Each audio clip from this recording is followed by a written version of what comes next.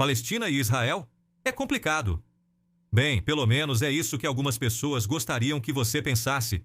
Há muito que nos vendem a narrativa de uma disputa de foguetes na mesma moeda, uma disputa imobiliária ou mesmo uma rivalidade religiosa secular.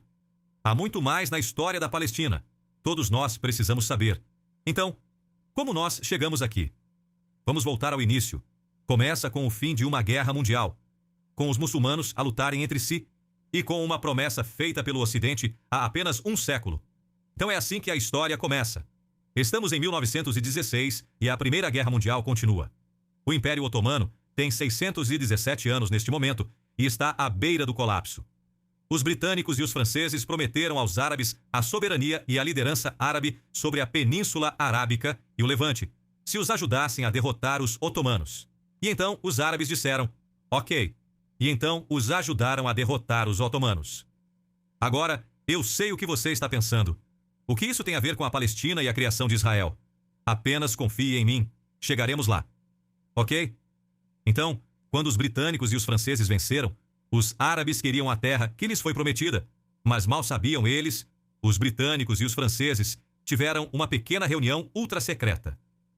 E nesta reunião ultra-secreta, foi planejado que a província otomana capturada fosse dividida em áreas de controle e influência britânica e francesa.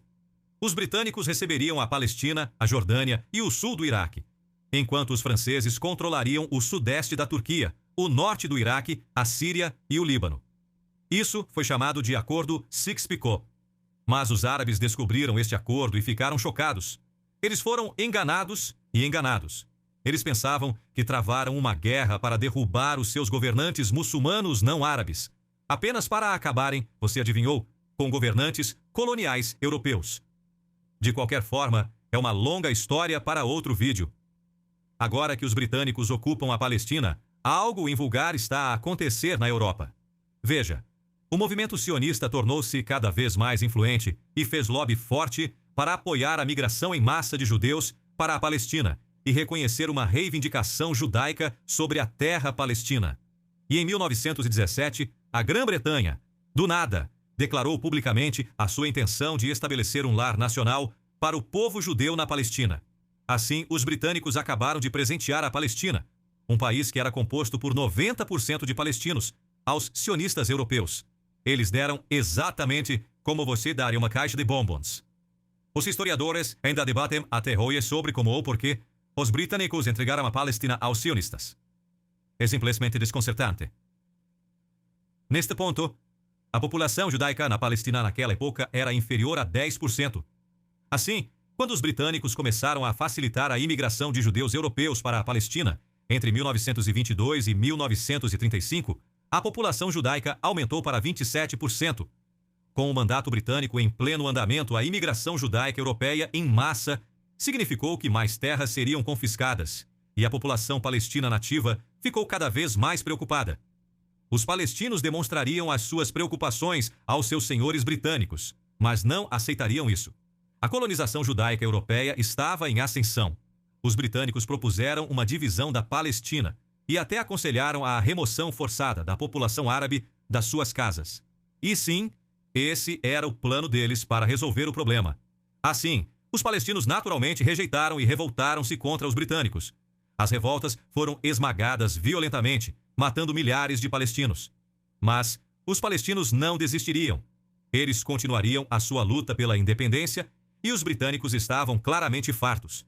Assim, em 1947, os britânicos decidiram entregar a sua responsabilidade pela Palestina às Nações Unidas. Então, basicamente, eles apenas disseram, aqui, limpe nossa bagunça. E então a ONU propôs esta proposta ridícula, onde a Palestina seria dividida em um Estado judeu e um Estado árabe. Lembre-se, os judeus na Palestina constituíam apenas 1/3 da população, a maioria dos quais chegou da Europa alguns anos antes, mas na proposta foram-lhes atribuídos 55% da terra. Sentindo-se como se tivessem feito um mau negócio, mais uma vez, os árabes rejeitaram a proposta e os sionistas aceitaram. Mas aqui está o problema. Os sionistas não concordaram com as fronteiras propostas e até fizeram campanha por mais terras. Então eles concordaram com um Estado israelense, mas não concordaram com o tamanho dele. Então eles podem escolhê-lo por si próprios. Em 1948, a milícia sionista atacaria e capturaria aldeias e cidades povoadas por palestinos, deixando milhares de palestinos desabrigados e sem terra. Os sionistas queriam tomar e limpar o máximo de terras da Palestina antes que os britânicos retirassem oficialmente as suas forças. E no mesmo dia em que partiram, os sionistas proclamaram o estabelecimento do novo Estado israelita. Da noite para o dia, milhões de palestinos perderam o seu país. E o que é ainda mais bizarro é que, imediatamente, as duas superpotências, os Estados Unidos e a União Soviética, reconheceram o novo Estado de Israel. E se não pudesse piorar, o dia 15 de maio de 1948 foi talvez um dos dias mais sombrios da história da Palestina. Eles chamaram isso de Nakba, ou catástrofe. Perder o seu país, a sua identidade e a sua casa é algo verdadeiramente horrível. Mas isso não foi suficiente para aqueles homens, mulheres e crianças palestinos. Eles tiveram que ser etnicamente limpos de suas terras e levados à destruição quase total. Veja, a criação do Estado de Israel não significou apenas que 1,9 milhão de palestinos foram forçados a sair de suas casas. Não significou apenas que 78% da Palestina histórica foi tirada de seus nativos. Não significou apenas que 530 aldeias e cidades foram destruídas e limpas etnicamente. E não significou apenas o assassinato de 15 mil palestinos numa série de atrocidades em massa. Significa que foi o início de algo ainda mais horrível para o povo palestino.